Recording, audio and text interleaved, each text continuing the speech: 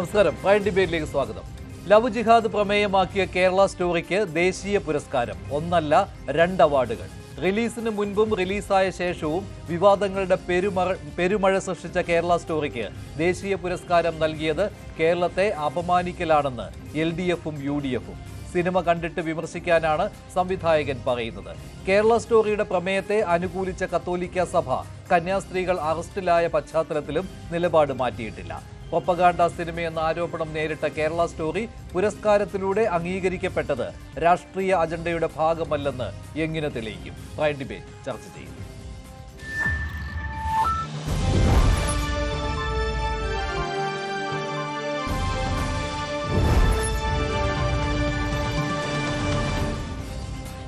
ദേശീയ award കിട്ടിയതോടെ Kerala story വീണ്ടും ചർച്ചയാവുകയാണ്. ഒപ്പം വിവാദവും ഉയരുകയാണ്. പഴയ വിവാദം വീണ്ടും ഉയരുകയാണ്. ഇപ്പോഴും ലവ് ജിഹാദ് പ്രമേയമാക്കിയ കേരള സ്റ്റോറി ഇല്ലാത്ത കഥ പറഞ്ഞ് കേരളത്തെ അപമാനിക്കലാണെന്ന് അന്ന് തന്നെ വിമർശനം ഉയർന്നതാണ്. ദേശീയ തലത്തിൽ പോലും ഇത് വലിയ ചർച്ചാ വിഷയം ആയതാണ്. പിന്നീട് ചില തിരുത്തലുകൾ വരുത്തിയിരുന്നു. പക്ഷേ കേരള സ്റ്റോറി ഇപ്പോൾ ദേശീയ അവാർഡിന് 2 അവാർഡുകൾക്ക് അർഹമായിരിക്കുകയാണ്. മുഖ്യമന്ത്രി തന്നെ ഈ വിഷയത്തിൽ കേരള സ്റ്റോറിക്ക് ദേശീയ അവാർഡ് നൽകിയതിനെ വിമർശിക്കുകയുണ്ടായി. LDFിന്റെ പ്രമുഖ നേതാക്കൾ, മന്ത്രിമാർ, UDFിന്റെ പ്രമുഖ നേതാക്കൾ ഒക്കെ ഈ വിഷയം ഉന്നയിക്കുകയാണ്. ഇപ്പോൾ ചർച്ചയിൽ Shri Sreejith Panicker, Shri CK Shakir, doctor B Jayaraj, Shri Kennedy Karimpinkalayil എന്നിവരാണ് പങ്കെടുക്കുന്നത്. ആദ്യം ഡോക്ടർ B ജയരാജ്, എന്താണ് ഇപ്പോൾ ഈ കേരള സ്റ്റോറിക്ക് പുരസ്കാരം നൽകിയത്? ഇക്കാര്യത്തിൽ ഒരു കൃത്യമായ ഒരു രാഷ്ട്രീയ അജണ്ട നടപ്പാക്കുകയാണ് എന്ന കാര്യത്തിൽ നിങ്ങൾക്ക് സംശയമില്ലല്ലോ. പക്ഷേ നേരത്തെ കേരള സ്റ്റോറി റിലീസായ സമയത്തെ അതേ വാദങ്ങൾ തന്നെ BJP കേന്ദ്രങ്ങളും സംഘപരിവാർ കേന്ദ്രങ്ങളും ഉന്നയിക്കുന്നുണ്ട്. കത്തോലിക്ക സഭ അന്ന് പിന്തുണ നൽകിയിരുന്നു കേരള സ്റ്റോറിക്ക്. ആ നിലപാടിൽ അവർ മാറ്റം വരുത്തിയിട്ടുമില്ല.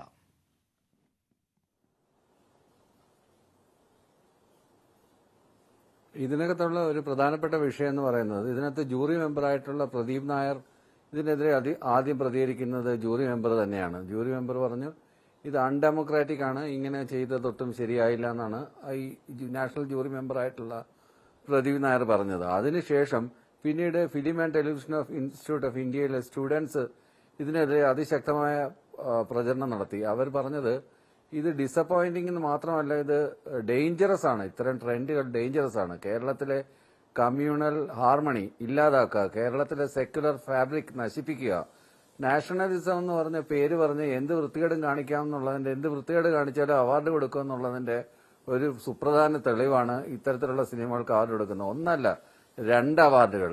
ഇത് മാത്രമല്ല വിഷയം. നേരത്തെ അവാർഡിന്റെ കൺട്രോവേഴ്സി ഉണ്ടായിരുന്നു. മികച്ച നടനുള്ള അവാർഡ് ഷാരൂഖ് ഖാന് കൊടുത്തിരിക്കുന്നു, മികച്ച നടിക്കുള്ള അവാർഡ് പിന്നെ റാണി മുഖർജി കൊടുത്തിരുന്നു. ഷാരൂഖ് ഖാന്റെ അഭിനയത്തെക്കുറിച്ച് ആർക്കും സംശയമൊന്നുമില്ല, നല്ല നടൻ തന്നെയാണ് ഷാരൂഖ് ഖാൻ. പക്ഷേ വിജയരാഘവന്റെ അഭിനയവുമായി തട്ടിച്ചു നോക്കുമ്പോൾ അതിന് സപ്പോർട്ടിംഗ് ആക്ടറിന്റെ അവാർഡ് മാത്രമേ കൊടുത്തിട്ടുള്ളൂ. ആ സിനിമ കണ്ടു നോക്കിയാൽ നമുക്കത് മനസ്സിലാവും. ജവാൻ എന്ന് പറഞ്ഞ സിനിമയും ഞാൻ കണ്ടതാണ്, വിജയരാഘവൻ അവാർഡ് കിട്ടിയ സിനിമയും ഞാൻ കണ്ടതാണ്. അതുപോലെ തന്നെ റാണി മുഖർജി അഭിനയിക്കുന്ന മർജാൻ എന്നൊക്കെ പറഞ്ഞിട്ടുള്ള നല്ല സിനിമകൾ ഉണ്ടായിട്ടുണ്ട്, ഇതിനു മുമ്പ് ഉണ്ടായിട്ടുണ്ട്. അമീർ ഖാനുമായിട്ട് ചേർന്നിട്ട് ഇതുപോലെ ഒരു തേക്കിക്കാത്തോ അങ്ങനെ പറഞ്ഞിട്ടൊരു സിനിമയുണ്ട്, അതിനകത്തൊക്കെ നല്ല അഭിനയമാണ്. പക്ഷെ അത് വെച്ച് നോക്കുകയാണെങ്കിൽ ഇപ്പോൾ അവാർഡ് കിട്ടിയിരിക്കുന്ന സിനിമയെക്കാളും എത്രയോ മികച്ച അഭിനയമാണ് ഉർവശി നടത്തിയിരിക്കുന്നത്. എന്നിട്ട് ഉർവശിക്ക് അവാർഡ് കൊടുത്തില്ല, സപ്പോർട്ടിംഗ് ആക്ട്രസിന്റെ അവാർഡ് മാത്രമാണ് കൊടുത്തിരിക്കുന്നത്. അങ്ങനെ അടിമുടി കൺട്രവേഴ്സിലാണ് ഈ അവാർഡ് മുഴുവൻ.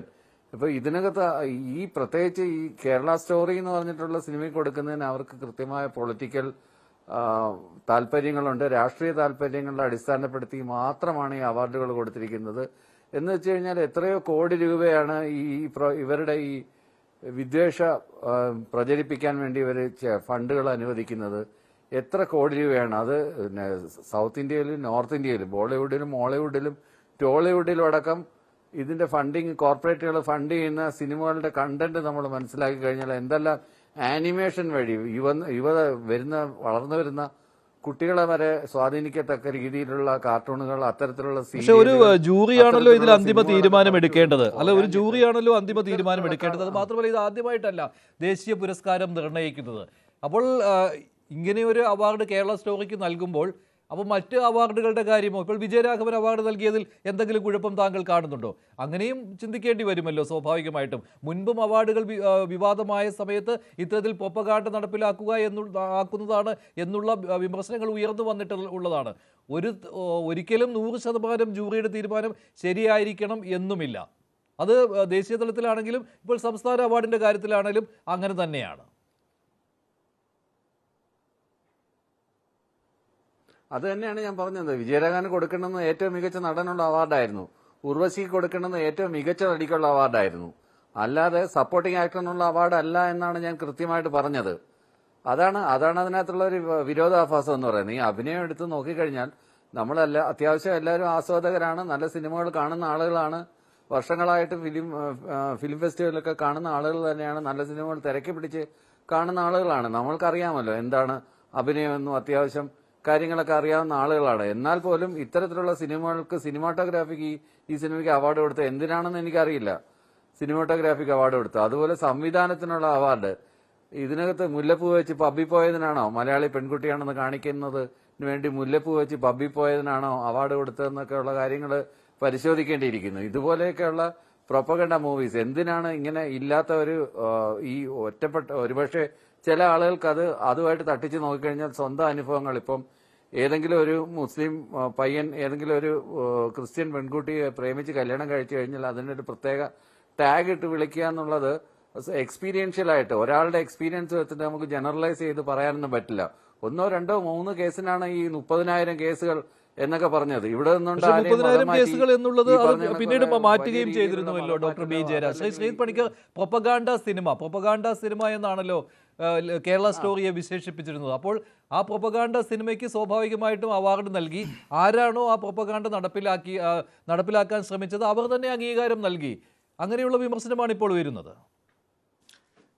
നോക്കൂ, ഇത് ഒരു സിനിമയ്ക്ക് ഒരു കൂട്ടം ആൾക്കാർ ചേർന്ന് അവാർഡ് കൊടുക്കുന്ന സമയത്ത് അതിനോട് വിയോജിക്കാനുള്ള അവകാശം നമുക്ക് എല്ലാവർക്കും ഉണ്ട്. കാരണം പലപ്പോഴും നമ്മൾ ചിന്തിക്കുന്ന രീതിയിലത്തേക്കായിരിക്കണമെന്നില്ല ആ ഒരു ഗ്രൂപ്പ് ഓഫ് ആൾക്കാർ ചിന്തിക്കുന്നത്.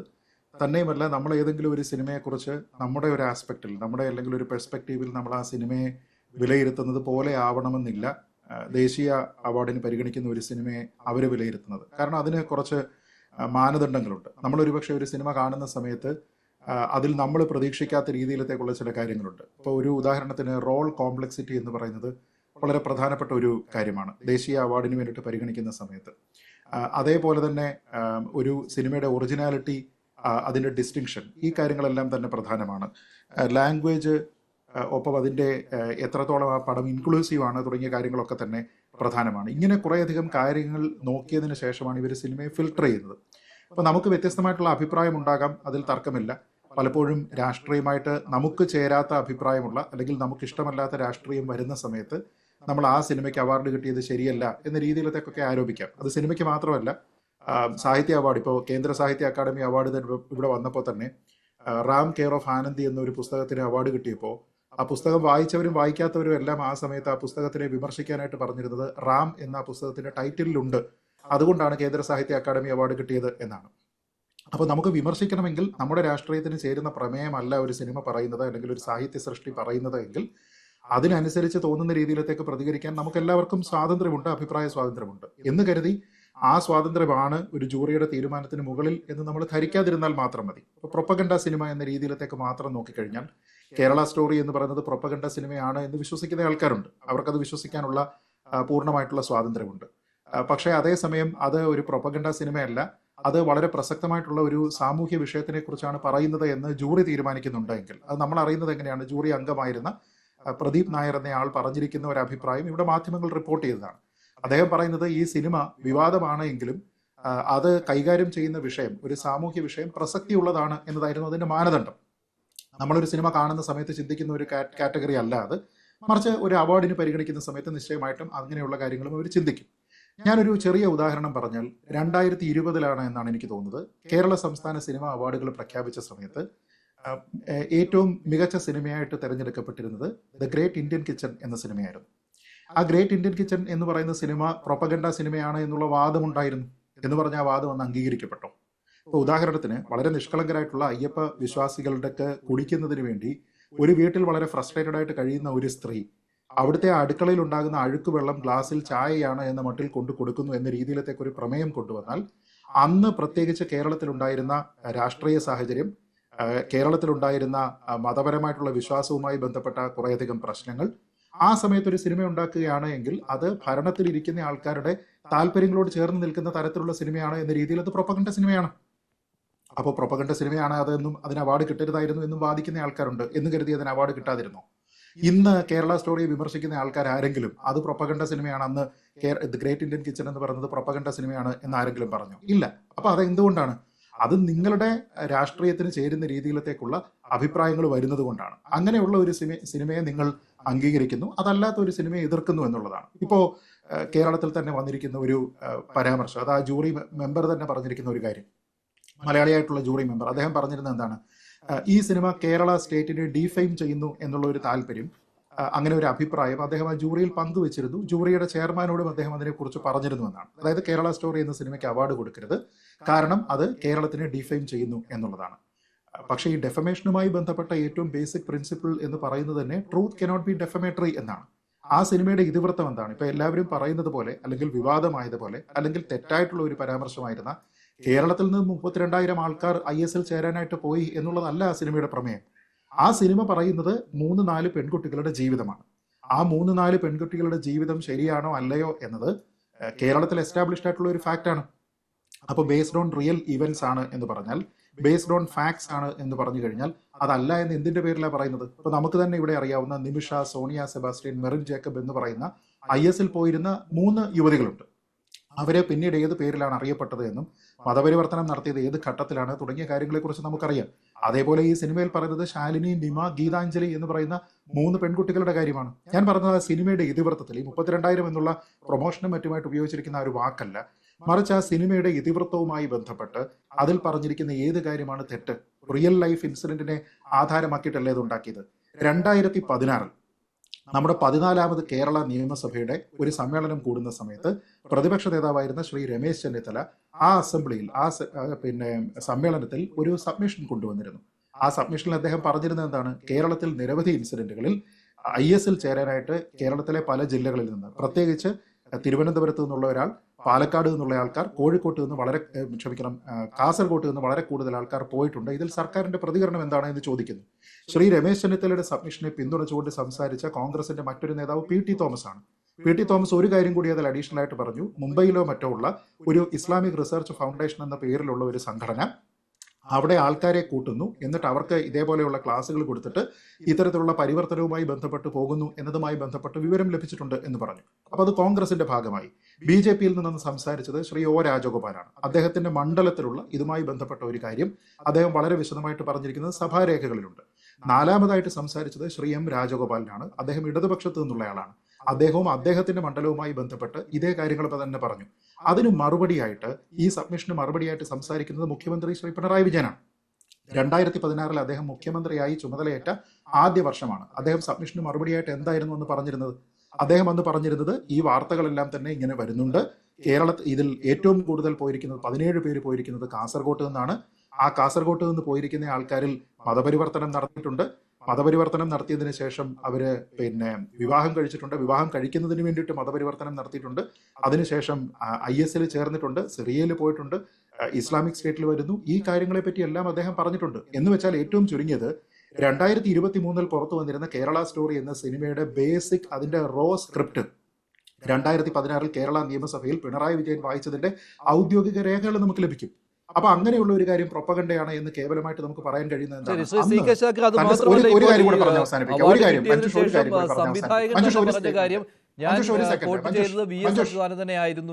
സ്റ്റേറ്റ്മെന്റ് പറഞ്ഞോട്ടെ. അന്ന് ഈ ചർച്ചയിൽ ശ്രീ പിണറായി വിജയൻ പറഞ്ഞൊരു സ്റ്റേറ്റ്മെന്റ് വളരെ പ്രസക്തമാണ്. അദ്ദേഹം പറഞ്ഞത് കേരളത്തിൽ ഇന്ന് ഏറ്റവും പ്രസക്തിയുള്ള, ഗൗരവമായി കേരളം കരുതേണ്ടുന്ന ഒരു വിഷയത്തിനെ കുറിച്ചാണ് ഈ സബ്മിഷൻ എന്ന് അദ്ദേഹം പറയുകയും ചെയ്തു. അത് തന്നെയാണ് ഇപ്പൊ ജൂറി പ്രദീപ് നായരോട് പറഞ്ഞിരിക്കുന്നത്. അപ്പൊ പിന്നെ എവിടെയാണ് പ്രൊപ്പഗണ്ട? VS പേരും കോട്ട് ചെയ്തുകൊണ്ടാണ് സംവിധായകൻ ഇതിനുള്ള ന്യായീകരണം പറയുന്നത്. അപ്പോൾ പിന്നെ ഇതിനെ പ്രൊപ്പഗാണ്ട സിനിമ എന്ന് പറഞ്ഞുകൊണ്ട് എങ്ങനെ എതിർക്കാൻ കഴിയും? അതുമാത്രമല്ല, ഇതിന് ദേശീയ പുരസ്കാരം കിട്ടിയപ്പോൾ ഇതിന് കൊടുക്കാൻ പാടില്ലായിരുന്നു. പക്ഷേ അതേസമയം മറ്റു പുരസ്കാരങ്ങളെ നിങ്ങൾ അംഗീകരിക്കുകയും ചെയ്യുന്നുണ്ട്. പൂർണ്ണമായി അംഗീകരിക്കുന്നു എന്ന് പറയുന്നില്ല. എന്തായാലും ഒരു കേരള സ്റ്റോറിക്ക് ഇങ്ങനെ പുരസ്കാരം കൊടുത്തതോടുകൂടി ഈ ദേശീയ അവാർഡ്, ഇത്തവണത്തെ ദേശീയ അവാർഡ് മൂല്യമില്ലാത്തതായി പോയി എന്നതാണല്ലോ.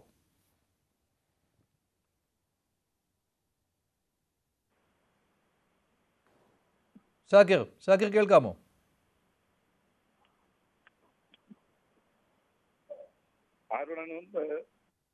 ഷാക്കിർ കേട്ടില്ലേ? അല്ല മനുഷ്യ, ഈ കേരള സ്റ്റോറി എന്ന സിനിമ ക്രിയേറ്റ് ചെയ്തത് തന്നെ. അതെ അതെ, ഞാൻ പറയുന്നത് കേൾക്കുന്നില്ലേ? കേൾക്കാം, പറഞ്ഞോളൂ. കേൾക്കുന്നില്ലേ? ഉണ്ട്. അതായത് ഈ കേരള സ്റ്റോറി എന്ന സിനിമയുടെ ഹിന്ദുത്വ ഗൂഢാലോചനയിൽ നിന്ന് ലവ് ജിഹാദ് എന്ന കള്ളക്കഥ ഉണ്ടാക്കി അവരുണ്ടാക്കിയ ഗൂഢാലോചന സിനിമയാക്കിയതാണ്. മാത്രവുമല്ല, 32,000-ഓളം ഹൈന്ദവ മതവിശ്വാസിനികളായിട്ടുള്ള സ്ത്രീകളെ മതപരിവർത്തനം നടത്തി ഇസ്ലാമിക് സ്റ്റേറ്റ് എന്ന് പറയുന്ന തീവ്രവാദ കേന്ദ്രത്തിലേക്ക് റിക്രൂട്ട് ചെയ്തെന്ന് കള്ളക്കഥ പറയുകയാണ്. ആ കള്ളക്കഥ പിന്നീട് തിരുത്തി എന്നാണ് ഇപ്പൊ നേരത്തെ സംശയമാണ്. നമുക്കറിയാം അത് ഇപ്പോഴും നേരിൽ കിടക്കുകയാണ്. അതിനൊരു പ്രോത്സാഹനമായി വിദ്വേഷ പരാമർശങ്ങൾക്ക്, വിദ്വേഷ പ്രചരണത്തിന്, ആളുകൾക്ക് വിഭാഗീയത ഉണ്ടാക്കുന്നതിന് BJP കൊടുക്കുന്ന പ്രോത്സാഹന സമ്മാനമാണ് ഈ കേരള ലവ് സ്റ്റോറിക്ക് ഇപ്പൊ കൊടുത്തിട്ടുള്ള അവാർഡ്. നമുക്കറിയാം, ഇപ്പൊ 2 ദിവസം മുമ്പാണ് മലയകാവ് സ്ഫോടന കേസിലെ പ്രതികളെ 17 വർഷത്തിന് ശേഷം വെറുതെ വിട്ടുകൊണ്ട് മഹാരാഷ്ട്രയിൽ കോടതിയുടെ വിധി വരുന്നത്.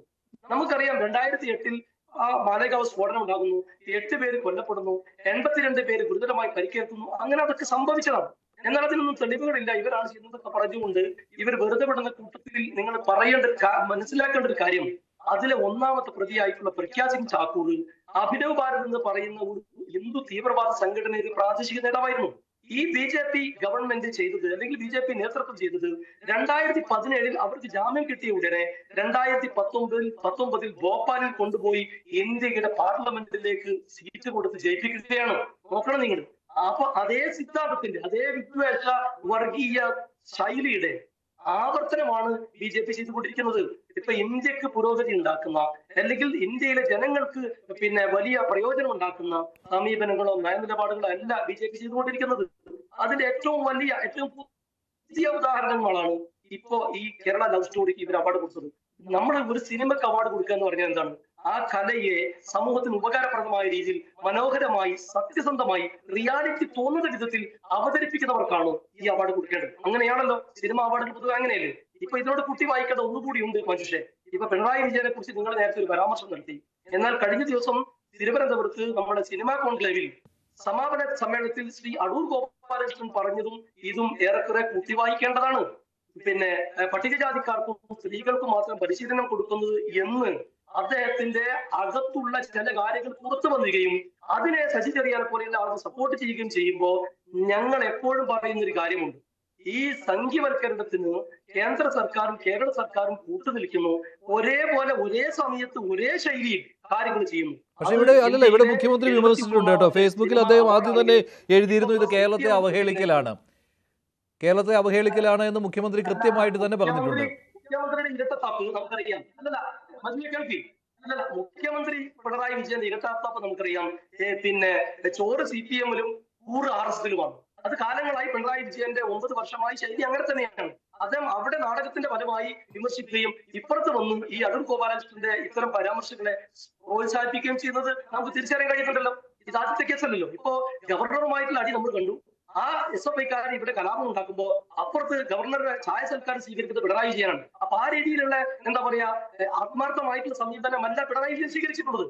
മഞ്ജുഷ ചോദിച്ച ചോദ്യത്തിന് അല്ലെങ്കിൽ തൊട്ടു മുമ്പ് ഈ വിഷയം ഒന്ന് നിയമസഭയിൽ കൊണ്ടുവന്നത് UDF തന്നെയാണ് കേട്ടോ. UDF ആണ് ഇങ്ങനെ ലവ് ജിഹാദ് വിഷയം നിയമസഭയിൽ കൊണ്ടുവന്നത്. അല്ല, നിങ്ങൾ ശ്രീ അച്യുതാനന്ദന്റെ പേര് പരാമർശിച്ചുകൊണ്ടാണ് നിങ്ങൾ ചോദിച്ചത്. അതെ, അച്യുതാനന്ദൻ അതിനു മുൻപ് പ്രസ്താവന നടത്തിയിട്ടുമുണ്ട്. ഇതൊക്കെ രേഖകളാക്കി വെച്ചുകൊണ്ടാണ് ഈ സംവിധായകൻ പറയുകയും ചെയ്തത്. ക്ഷമയോട് അദ്ദേഹത്തിന്റെ പേര് പരാമർശിക്കേണ്ടതില്ല. അല്ല, ഞാൻ മനസ്സിലാക്കിയത്, ഞാൻ പറഞ്ഞത് കറക്റ്റാണ്. ഇവര് മാത്രമല്ല, യോഗി ആദിത്യനാഥ് എന്ന് പറയുന്ന UP-യിലെ മുഖ്യമന്ത്രി ഉൾപ്പെടെ പലപ്പോഴും വോട്ട് ചെയ്തിട്ടുള്ളത് ഈ സഖാവ് VS അച്യുതാനന്ദനെയായിരുന്നു. അദ്ദേഹം യഥാർത്ഥ കമ്മ്യൂണിസ്റ്റ് ആയിരുന്നു എന്നുള്ള കാര്യത്തിൽ ഒരു സംശയവുമില്ല. അത് ഞങ്ങൾ ഇപ്പൊ ഈ സമയത്ത് പറയുമ്പോൾ മരിച്ചുപോയ ഒരാളെ കുറിച്ച് പറയാന്ന് വിചാരിക്കരുത്. നിങ്ങൾ ചോദിച്ചത് കൊണ്ട് പറയാണ്, യഥാർത്ഥ കമ്മ്യൂണിസ്റ്റ് ആയിരുന്നു VS അച്യുതാനന്ദൻ. ഇത് ഈ ലവ് ജിഹാദ് മാത്രമല്ല, കേരളം 20 വർഷത്തിന് ശേഷം ഒരു മുസ്ലിം രാജ്യമാകും, മുസ്ലിം സംസ്ഥാനങ്ങളെ അദ്ദേഹം പറഞ്ഞത് മുസ്ലിം രാജ്യമാകും, അങ്ങനെ നിരവധി കാര്യങ്ങൾ പറഞ്ഞ അച്യുതാനന്ദനെ പിന്നെ പറഞ്ഞുകൊണ്ട് അദ്ദേഹത്തെ പരാമർശിച്ചുകൊണ്ട് ഒരു സിനിമ ചെയ്യുക എന്നൊക്കെ പറഞ്ഞാൽ അത് ആധികാരികതയാണോ? ഏതെങ്കിലും ഒരാൾ വർഗീയ പരാമർശം നടത്തി അദ്ദേഹത്തിന്റെ മനസ്സിലുള്ള വർഗീയ വിഷയം പുറത്തു വന്ന് അത് അടിസ്ഥാനമാക്കി സിനിമ എടുത്താൽ അത് ന്യായീകരണമാണോ മനുഷ്യൻ? അച്യുതാനന്ദനെ അങ്ങനെ ഞങ്ങളാരും കാണുന്നില്ല, കേരളീയസവും കാണുന്നില്ല. അദ്ദേഹം ഒന്നും മാത്രമല്ല, 2000 പല സമയങ്ങളിൽ ഞാൻ അത് ഈ സമയത്ത് അത് ചർച്ച ചെയ്യുന്നത് ഗുണകരമല്ല എന്നുള്ളത്, അതായത് ഞങ്ങൾ കാണിക്കുന്ന ഒരു മാന്യത. അതുകൊണ്ട് തന്നെ ആ വ്യക്തിയെ പരാമർശിക്കാൻ ഉദ്ദേശിക്കുന്നില്ല. നിങ്ങൾ പറഞ്ഞതുകൊണ്ട് പറയുകയാണ്, അദ്ദേഹം നടത്തിയിട്ടുള്ള തീവ്രവാദ വർഗീയമായിട്ടുള്ള പരാമർശത്തിനെ അടിസ്ഥാനപ്പെടുത്തി ഒരു സിനിമ എടുത്താൽ അത് എങ്ങനെയാ മനുഷ്യനെ ന്യായീകരിക്കാൻ പറ്റുക? അതിന്റെ കണ്ടന്റ് എന്താണ്? ഞാൻ പറഞ്ഞല്ലോ, ലവ് ജിഹാദ് എന്ന കള്ളക്കഥ അടിസ്ഥാനമാക്കിയിട്ടുണ്ടാക്കിയ സിനിമയാണ്. അത് തെറ്റാണ്. അല്ല, കള്ളക്കഥയാണെന്ന് പറയാൻ പറ്റില്ലല്ലോ. ആ 32,000 എന്നുള്ളത് പക്ഷേ സിനിമയിൽ അങ്ങനെയല്ല കാണിച്ചിരിക്കുന്നത്. മാത്രമല്ല, നേരത്തെ ഇവിടെ ശ്രീജിത്ത് പണിക്കർ പറഞ്ഞ പേരുകൾ അത് കേരള സമൂഹത്തിന് അറിവുള്ളതുമാണ്. ആ സ്റ്റോറിയിലും ഇങ്ങനെ ഏതാനും പെൺകുട്ടികളുടെ കാര്യമാണ് പറഞ്ഞിട്ടുള്ളത്. അത് നമ്മുടെ പൊതുസമൂഹത്തിൽ ഉള്ള പേരുകളുമാണ്. അല്ലല്ല, അതിന്റെ അടിസ്ഥാന പ്രമേയം തന്നെ തെറ്റാണ്. അല്ല മനുഷ്യ, ഇവര് ആദ്യം കൊടുത്തിരുന്നത് 32,000 ഉണ്ടായിരുന്നു. പിന്നീട് വിവാദമായി സിനിമയ്ക്ക് ഹിറ്റാവുന്നത് കണ്ടപ്പോൾ അതിന് ചെറിയ മാറ്റം വരും. ആ ചെറിയ മാറ്റപ്പെടുത്തിയാലും അതിന്റെ അടിസ്ഥാന പ്രമേയം എന്താണ്? ശരിയാണോ? അത് രാജ്യത്ത് ലവ് ജിഹാദ് സിനിമയിലില്ല. ഈ 32,000 ഒന്നും സിനിമയിലില്ല. ഈ 32,000 സിനിമയിലില്ല. അതൊരു പ്രൊമോഷനാണ്. ആ പ്രൊമോഷനാണ് കൂടുതൽ ഓടിയത്. അതിന്റെ അടിസ്ഥാനത്തിലാണ് ആളുകൾ കാര്യങ്ങൾ വ്യാഖ്യാനിക്കുന്നത്. നിങ്ങൾ അതിന്റെ അടിസ്ഥാനപ്പെടുത്തി കേരളത്തിന് പുറത്ത് വർഗീയവാദികൾ ഉപയോഗിക്കുന്നത് ഈ സിനിമയുടെ പ്രൊമോയാണ്. മാത്രമല്ല, നിങ്ങൾ മനസ്സിലാക്കേണ്ട ഒരു സംഗതി, ഈ സിനിമയുടെ അടിസ്ഥാനമായി ഇവർ കൊണ്ടുവന്നിട്ടുള്ള കാര്യത്തെ പ്രോത്സാഹിപ്പിക്കുകയാണ് BJP സർക്കാർ. ശ്രീ പണിക്കർ സാറെ, ഞാൻ വളരെ വിനീതമായി ചോദിക്കുന്നു, ഈ അവാർഡ് കൊടുക്കാൻ മാത്രം എന്ത് ശ്രേഷ്ഠമായ അല്ലെങ്കിൽ അത്ര ശ്രദ്ധേയമായ സംഗതിയാണ്, മികവാണ് ആ സിനിമയ്ക്കുള്ളത്? ഒന്ന് പറഞ്ഞിരുന്നു. നേരത്തെ എന്റെ മുമ്പ് സംസാരിച്ചു പറഞ്ഞില്ലേ, ഇഷ്ടം പോലെ സിനിമകൾ ഉദാഹരണം പറഞ്ഞല്ലോ. ആ സിനിമകൾക്കൊന്നും അവാർഡ് കൊടുക്കാതെ ഈ വിദ്വേഷ പരാമർശം, ശരിക്കും സെൻസർ ബോർഡ് എന്താ ചെയ്യേണ്ടിയിരുന്നത്? ഈ സിനിമ പ്രദർശിപ്പിക്കാൻ അനുമതി കൊടുക്കാൻ പാടില്ലായിരുന്നു. അത് BJP സർക്കാർ ആയിട്ട് നമുക്ക് പറയാൻ കഴിയില്ല. കാരണം വിദ്വേഷ പരാമർശം നടത്തി ഗുജറാത്ത് കലാപം നടത്തിയ ആളുകളാണ് രാജ്യം ഭരിക്കുന്നത്. അപ്പൊ അതുകൊണ്ട് തന്നെ ആ രീതിയിൽ ഇവർ പ്രതീക്ഷിക്കുന്നുള്ളൂ. അപ്പൊ ഞാൻ പറയുന്നത്, ആൾക്കൂട്ട കൊലപാതകം നടത്തിയ ആളുകളെ ജനപ്രതിനിധികളും മന്ത്രിമാരും ആക്കുന്ന BJP സർക്കാർ ഈ രീതിയിൽ വർഗീയ വിദ്വേഷ പ്രോത്സാഹനം നൽകുന്നതിന്റെ ഒടുവിലത്തെ ഉദാഹരണമാണ് കേരള സ്റ്റോറിക്ക് ഈ 2 അവാർഡ് കൊടുത്തിട്ടുള്ളത്. അതിൽ ഞങ്ങളെ സംബന്ധിച്ചുള്ള മറ്റൊരു അഭിപ്രായമില്ല. ശരി, ഇപ്പോൾ ശ്രീ കെന്നഡി കരിമിങ്കാലായിട്ട് ടെലിഫോൺ ലൈൻ ചേരുകയാണ്. ശ്രീ കെന്നഡി, കത്തോലിക്ക സഭ അന്ന് തന്നെ ഈ സിനിമ പ്രദർശിപ്പിച്ചതാണ് കേരളത്തിൽ. വൈദികർ പരസ്യമായിട്ട് രംഗത്തെത്തിയതാണ് സിനിമയ്ക്ക് അനുകൂലമായിട്ട്. ഇപ്പോൾ ചില സാഹചര്യങ്ങൾ മാറിയിട്ടുണ്ട്. പക്ഷേ സഭയുടെ നിലപാടിൽ മാറ്റം വന്നിട്ടുണ്ടോ? കേരള സ്റ്റോറിക്ക് അവാർഡ് കൊടുത്തതിനെ ന്യായീകരിക്കുകയാണോ അതോ ഈ സമയത്ത് വേണ്ടായിരുന്നു എന്നാണോ? അല്ല, അതൊരു എന്താ പറയുന്ന ഒരു കൂട്ടം കലാകാരന്മാർ അതിനകത്ത് അധ്വാനിച്ചിട്ടുണ്ട്. അതൊരു കലാസൃഷ്ടി ആണ് സത്യത്തിൽ.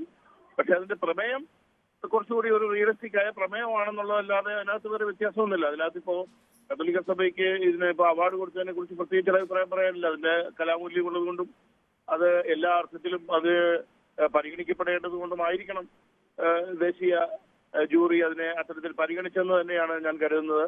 അതല്ലാതെ ആരെങ്കിലും പറഞ്ഞു വെക്കുന്നത് പോലെ ഏതോ ഒരു പ്രൊപ്പഗൻഡ സിനിമയ്ക്ക് അവാർഡ് കൊടുത്തു എന്നൊക്കെ പറഞ്ഞ് അതിനെ ഇകഴ്ത്തുന്നത് ഒരു കൂട്ടം കലാകാരന്മാരുടെ കഴിവിനെ ഇകഴ്ത്തി കാണിക്കുന്നത് തുല്യമാവും. അതിന്റെ കണ്ടന്റ് ഇങ്ങനെ ആയിപ്പോയതിന് ആർക്കെങ്കിലും വേദനിച്ചിട്ട് കാര്യമുണ്ടോ? എന്താ ഇത്ര കുരുപൊട്ടാൻ എന്താ കാര്യം? ഈ ആർക്കാ ഇത്ര പൊള്ളുന്നത്? കേരളത്തിൽ ഇതെല്ലാം യാഥാർത്ഥ്യമാണെന്നുള്ളത് ആർക്കാ അറിയാത്തത്?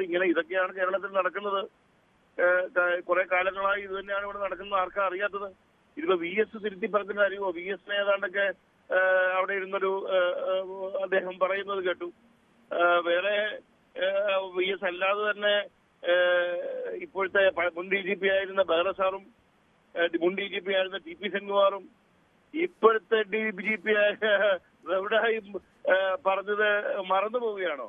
ഇവരെല്ലാം DGP-മാരാണെന്ന് ഓർക്കണം. മുഴുവൻ ഇന്റലിജൻസ് ഫയലുകൾ അടക്കം കൈകാര്യം ചെയ്ത് എന്നിട്ടാണ് അവരിത് പുറത്തോട്ട് പറയുന്നത്. അപ്പൊ ഇതൊക്കെ യാഥാർത്ഥ്യങ്ങളായ കാര്യങ്ങളല്ലേ? ഇതൊക്കെ അവിടെ ഇരുന്ന് പറഞ്ഞു കഴിഞ്ഞാൽ തള്ളിക്കളയാൻ പറ്റുന്ന വിഷയങ്ങളാണ്. ഇതൊക്കെ പച്ചയായ യാഥാർത്ഥ്യങ്ങളാണ്. ഇതാണ് കേരളത്തിൽ നടക്കുന്നത്. കാലാകാലങ്ങളായി ഇവരെ ഇടതുപക്ഷവും വലതുപക്ഷവും ഘടകകക്ഷികളെ പോലെ കൂടെ കൂട്ടിയതിന്റെ അനന്തരഫലം. ഇപ്പോഴും അത് തന്നെ സംഭവിച്ചുകൊണ്ടിരിക്കുന്നു, തുടർന്നുകൊണ്ടേയിരിക്കുന്നു. ഇവരുടെ ക്ലച്ചിൽ നിന്ന് ആർക്കും രക്ഷപ്പെടാൻ കഴിയുന്നില്ല. ഇവരുടെ പണം ഇവർ അന്യായമായ രീതിയിൽ ഉണ്ടാക്കി പമ്പ് ചെയ്തുകൊണ്ടുവരുന്ന ഹവാല അടക്കമുള്ള രീതികളിലൂടെ കടത്തിക്കൊണ്ടുവരുന്ന പണം ഇത്തരത്തിലൂടെ നമ്മുടെ സംവിധാനത്തെ ആകെ ഹാക്ക് ചെയ്യുകയാണ്. നമ്മുടെ ഇക്കോണമിയെ മൊത്തത്തിൽ ഹാക്ക് ചെയ്യപ്പെടുകയാണ്. ബിസിനസ് രംഗങ്ങൾ മൊത്തം ഹാക്ക് ചെയ്തിരിക്കുകയാണ്. പൊളിറ്റിക്കൽ രംഗം ഹാക്ക് ചെയ്തിരിക്കുകയാണ്. നമ്മൾ വിചാരിക്കും ഇവിടെ കൂടെ കുറച്ച് മതങ്ങളുണ്ടോന്ന്. ഇതര മതങ്ങളിനകത്ത് പോലും ഇൻഫിൽട്രേഷൻ ഇവർക്ക് സാധിച്ചിട്ടുണ്ട്. ഇതര മതങ്ങളിൽ പോലും. കാരണം ക്രിസ്ത്യൻ സഭയിലെ ചില പുരോഹിതർക്കെതിരെ ഇവരുമായിട്ടൊക്കെ ബന്ധമുണ്ടെന്നൊക്കെ പറഞ്ഞ ആരോപണം വരുന്നുണ്ട്. പണമായിരിക്കാം ചിലപ്പോ അതിന്റെ പിന്നിൽ പ്രവർത്തിച്ചത്. അല്ലെങ്കിൽ ഇവർക്കറിയാം അതൊക്കെ എങ്ങനെ കൈകാര്യം ചെയ്യണമെന്ന്. കാരണം നല്ല ട്രെയിൻഡ് ആയിട്ടുള്ള നല്ല ആ തരത്തിലുള്ള സംവിധാനമൊക്കെ ഇവർക്കുണ്ട്. ഇതെല്ലാം ഈ നാട്ടിൽ കാണിച്ചിട്ട് ഈ നാട്ടിൽ മാത്രമാണോ? ശരി. അല്ല, കെനഡി ഈ സമയത്ത് ഇപ്പോൾ കന്യാസ്ത്രീകളെ അറസ്റ്റ് ചെയ്ത പശ്ചാത്തലമുണ്ട്.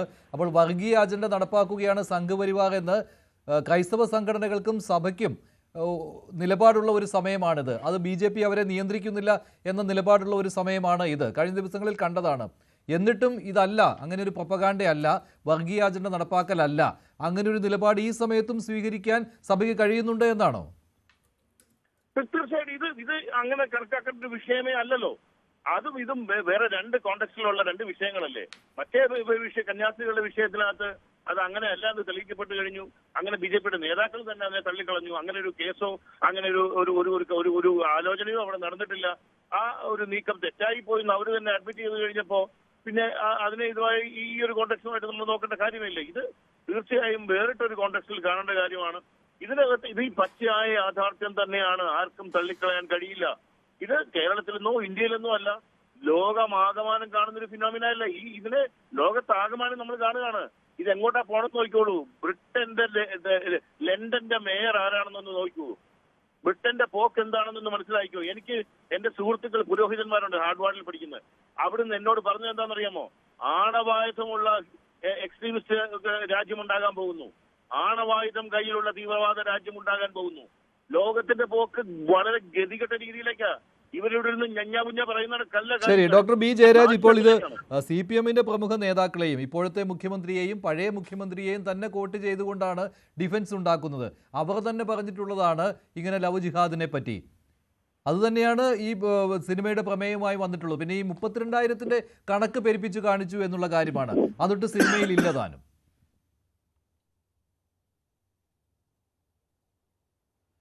ഇതിനകത്ത് നാഷണൽ അവാർഡ് നിശ്ചയിക്കുന്നതെന്ന് പറഞ്ഞാൽ കലാമൂല്യമുള്ള സിനിമയ്ക്കാണ് സാധാരണ കൊടുക്കുന്നത്.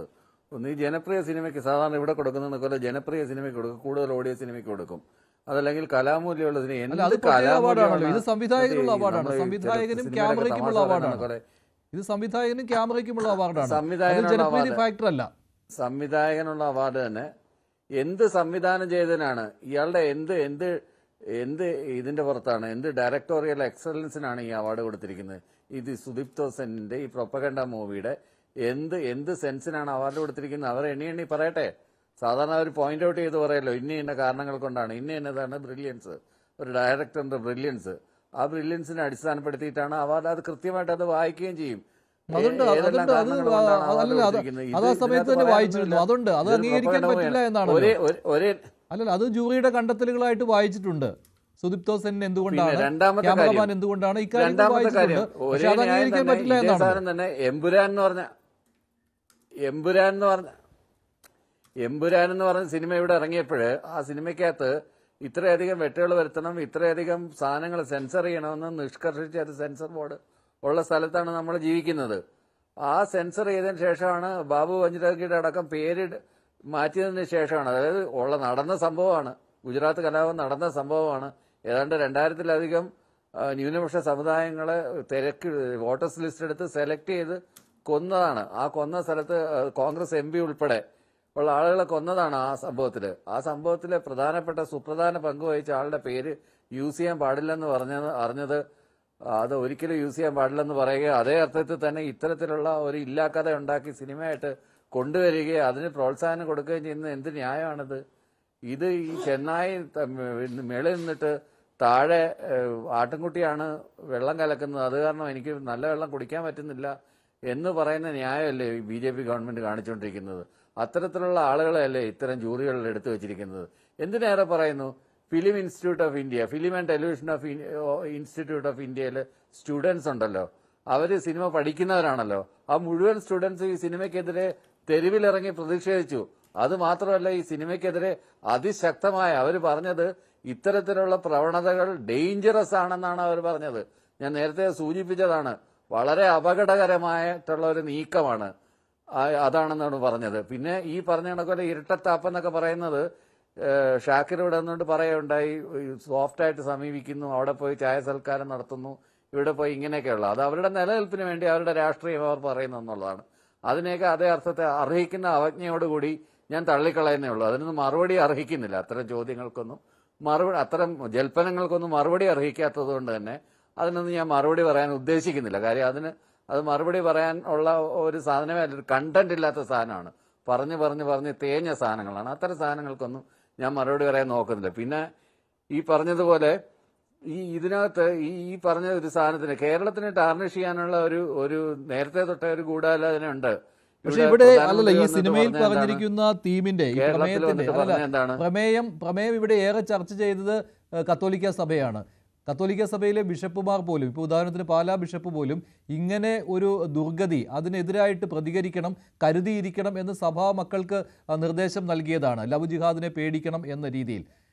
അവർക്ക് കേന്ദ്ര സർക്കാരിനെയും BJPയെയും പൂർണ്ണമായിട്ട് അനുകൂലിക്കുന്ന ഒരു നിലപാടല്ല ഉള്ളത്. മാത്രമല്ല, ഈ കന്യാസ്ത്രീകളുടെ വിഷയമൊക്കെ വന്നപ്പോൾ ഒരകൽച്ച അവിടെ കൂടുതലായിട്ട് വന്നിട്ടുമുണ്ട്. പരസ്യമായി നോക്കുമ്പോൾ അങ്ങനെയാണല്ലോ. പക്ഷെ എന്നിട്ടും അവരിപ്പോഴും അതേ നിലപാടിൽ തന്നെ നിൽക്കുകയാണ്. കേരള സ്റ്റോറിയെ ഞങ്ങൾ അനുകൂലിച്ചിരുന്നു, അതേ നിലപാട് തന്നെയാണ് ഇപ്പോഴുമെന്ന്. ഈ ടെർമിനോളജി ഉണ്ടാക്കിയെടുക്കുന്നതിന് വലിയ എളുപ്പമാണ്. കാര്യം ലവ് ജിഹാദ് എന്ന് പറയാം, നാർക്കോട്ടിക് ജിഹാദ് എന്ന് പറയാം, ലിക്കർ ജിഹാദ് എന്ന് പറയാം, ഹവാല ജിഹാദ് എന്ന് പറയാം. എന്തിൻ്റെങ്കിലും അറ്റത്ത് ഒരു ജിഹാദും കൂടെ പിടിപ്പിച്ചു കഴിഞ്ഞാൽ പെട്ടെന്ന് കല്ലെറിയാൻ എളുപ്പമാണല്ലോ. അതുപോലെ തന്നെയാണ് അർബൻ നക്സലുകൾ എന്ന് പറയുന്ന പ്രയോഗം. ആരെങ്കിലും പട്ടണത്തിലുള്ള ആരെങ്കിലും ഗവൺമെന്റിനെതിരെ, ഫാസിസത്തിനെതിരെ പ്രതികരിച്ചു കഴിഞ്ഞാൽ അവരെല്ലാം അർബൻ നക്സലുകളായി. അങ്ങനെയൊക്കെയുള്ള ഇത്, അല്ലെങ്കിൽ അവരെ വേറെ എന്തൊക്കെയോ പേരുകൾ വിളിക്കുന്നുണ്ട്. നോർത്തിലുള്ളവരുടെ TV ഇന്റർവ്യൂവിലൊക്കെ പങ്കെടുക്കുന്നുണ്ട്. അവർ അത്തരത്തിലുള്ള നെയിം കോളിംഗ് ഒക്കെ നടത്താറുണ്ട് ഇതുപോലെ. അതുപോലെ മലയാളികളെല്ലാം ഇങ്ങനെയുള്ള ആളുകളാണ്. മലയാളികൾക്ക് ഈ ദേശീയ ബോധമില്ല, മറ്റേ ദേശീയ ബോധം കുറവാണ്. അവരാണ് നമ്മുടെ രാഷ്ട്രബോധത്തെയും കാര്യങ്ങളെയൊക്കെ തീരുമാനിക്കുന്നത്. കേരളം എന്ന് പറഞ്ഞ സ്ഥലത്ത് യാതൊരുവിധ വർഗീയ കലാപങ്ങളും ഇല്ലാതെ സന്തോഷത്തോടു കൂടി സമാധാനത്തോടു കൂടി വിവിധ ജാതി മതസ്ഥർ ജീവിക്കുന്നത് അവർക്ക് സഹിക്കുന്നില്ല. അവർക്ക് ഇവിടെ സ്പ്ലിറ്റ് ഉണ്ടാക്കണം, അവർക്ക് ഇവിടെ അടിയുണ്ടാക്കണം. ആ അടിയുണ്ടാക്കിയിട്ട് ആ ഫ്രിഞ്ച് ബെനിഫിറ്റ്സിലൂടെ അവർക്കത് കയറിപ്പോണം. നാഷണൽ ദേശീയ രാഷ്ട്രീയത്തിൽ അല്ലെങ്കിൽ ദേശീയ തലത്തിൽ കേരളത്തിന്റെ ഉദാഹരണത്തിന് നമ്മൾ കണ്ടതാണല്ലോ. ഇവിടെ ഈ കൊടി വീശുന്നതുമായിട്ട് ബന്ധപ്പെട്ട് ലീഗിന്റെ കൊടി വീശിയപ്പോഴാണല്ലോ അവരത് പ്രചരണം നടത്തിയ എന്താണ്, പാകിസ്ഥാന്റെ കൊടി വീശുന്നു എന്ന് പറഞ്ഞിട്ടാണല്ലോ രാഹുൽ ഗാന്ധിയുടെ ഇലക്ഷൻ പ്രചാരണത്തിന്. പിന്നീട് അവർക്ക് കൊടി വരെ മാറ്റിവെച്ച് ബലൂണുകൾ വെക്കേണ്ടുന്ന സ്ഥിതി വന്നില്ലേ അടുത്ത തെരഞ്ഞെടുപ്പ് പ്രചാരണത്തിന്. അപ്പോൾ അത്തരത്തിലുള്ള എന്ത് ചെയ്താലും അതിനെ അങ്ങനെ ഒരു ആംഗിളിലാണ് വൻതോതിലാണ് നോർത്തിൽ പ്രൊപ്പഗേറ്റ് ചെയ്യുന്നത് മുഴുവൻ ചാനലുകളും. ഇപ്പം നമ്മൾ പറയുന്ന കണക്കോലെ സകല ചാനലുകളും വിലക്കെടുത്തിരിക്കുന്നതുകൊണ്ട് മുമ്പ് NDTV എങ്കിലും ഉണ്ടായിരുന്നു. നമുക്ക് സത്യം അറിയാം. ഇപ്പൊ സത്യം അറിയാൻ പോലും യാതൊരു മാർഗമില്ലാത്തൊരു സ്ഥിതിയിലാണ് അവരുടെ. അത്തരം ചാനലുകൾ ഇപ്പോൾ ഞാൻ വെച്ച് നോക്കാറേയില്ല. എല്ലാത്തിനകത്തും ഇത്തരത്തിലുള്ള പ്രൊപ്പഗണ്ടകളും ഇത്തരത്തിലുള്ള കപട വാർത്തകളും കള്ളത്തരങ്ങളും. കേരളത്തിനെതിരെയുള്ള, കേരളത്തിന് വേണ്ടിയിട്ട് വീക്ക്ലി പ്രോഗ്രാം നടത്തുന്ന പല പരിപാടികളും ഉണ്ട്. ഇപ്പം മിറർ നൗലും ടൈംസ് നൗലും ഒക്കെ കണ്ടു കഴിഞ്ഞാൽ നമുക്ക് സത്യം പറഞ്ഞു കഴിഞ്ഞാൽ നമുക്ക് ചിരി വരും. അമ്മാതിരിയുള്ള ഇല്ലാ കഥകളാണ് അവർ പ്രചരിപ്പിക്കുന്നത്, ആ പ്രൊപ്പഗണ്ട മെഷീൻ. പിന്നെ ഈ മറ്റ് സോഷ്യൽ മീഡിയ ഉപയോഗിക്കുന്നുണ്ട്, സിനിമകൾ ഉപയോഗിക്കുന്നുണ്ട്. ഇത്തരം സിനിമകൾ എടുത്തു കഴിഞ്ഞാൽ നിങ്ങൾക്ക് എന്നതാണ് പ്രയോജനം എന്ന് കാണിച്ചു കൊടുക്കുന്നു. അപ്പോൾ താങ്കൾ അല്ല, ഇതിനകത്തെ പ്രമേയം പൂർണ്ണമായിട്ട് താങ്കൾ തള്ളിക്കളയുകയാണ്. അങ്ങനെ ഒരു സംഭവം കേരളത്തിൽ ഉണ്ടായിട്ടേ ഇല്ല എന്ന് തന്നെയാണ് ഇപ്പോഴും പറയുന്നത്, അല്ലേ? അപ്പോൾ ഈ നമ്മളിവിടെ ഏറെ ചർച്ച ചെയ്യപ്പെട്ട ആ പെൺകുട്ടികളുടെ തിരോധാനമോ അവർ IS ചേർന്ന വിഷയമോ?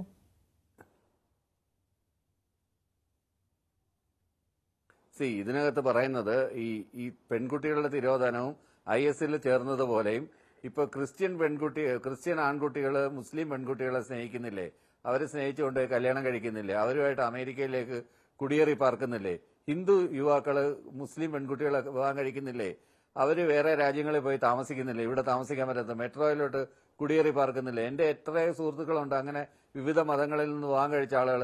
ഇവരെ 2-3 പേരെ നുള്ളിപ്പറക്കിയിട്ട് ഇന്ന ആളുകൾ അതിൽ 1-2 പേര് ഇങ്ങനെയുള്ള എക്സ്ട്രീമിസ്റ്റ് സംഘടനകളിൽ പോയെന്ന് പറഞ്ഞിട്ട് മുഴുവൻ ആളുകളും എക്സ്ട്രീമിസത്തിലുള്ളതാണ്.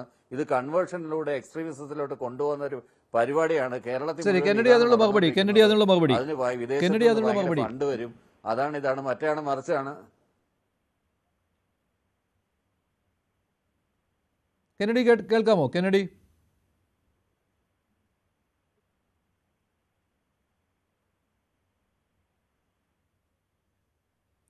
ശ്രീജിത്ത് പണിക്കർ, ഇതിപ്പോൾ അന്നും ഇതേ വിഷയങ്ങൾ ചർച്ച ചെയ്തതാണ്. അപ്പോഴും ഈ 1-2 കാര്യങ്ങൾ പെറുക്കിയെടുത്ത് അതിനെ ഒരു വിശാലമായി ചിത്രീകരിച്ചുകൊണ്ട് കേരളത്തിൽ മുഴുവൻ ഇങ്ങനെ നടക്കുന്നു എന്ന രീതിയിലുള്ള ഒരു പ്രൊപ്പഗാണ്ട തയ്യാറാക്കി. ഇതായിരുന്നുവല്ലോ അന്നത്തെ വിമർശനം.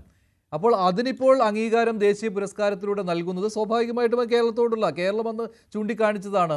ഇവിടെ വലിയ പ്രതിഷേധമുണ്ടായതാണ്. അങ്ങനെയല്ല, ഇത് 1-2 സംഭവങ്ങൾ മാത്രമാണ്. അതിനെ പർവ്വതീകരിച്ച് കാണിക്കുന്നത് കേരളത്തിനെതിരെയുള്ള ഒരു പ്രൊപ്പഗാണ്ടയാണെന്ന്. അപ്പോൾ അതിനെ ആ പ്രതിഷേധവും ആ വിമർശനവും അത് തെറ്റാണ് എന്ന് തെളിയിക്കുന്നതിന് വേണ്ടി ജൂറിയുടെ മേലൊരു സമ്മർദ്ദം ചെലുത്തി അങ്ങനെ പുരസ്കാരത്തിൻ്റെ രൂപത്തിൽ കേരള സ്റ്റോറിയെ അംഗീകരിക്കുകയാണ് ചെയ്തിരിക്കുന്നത്.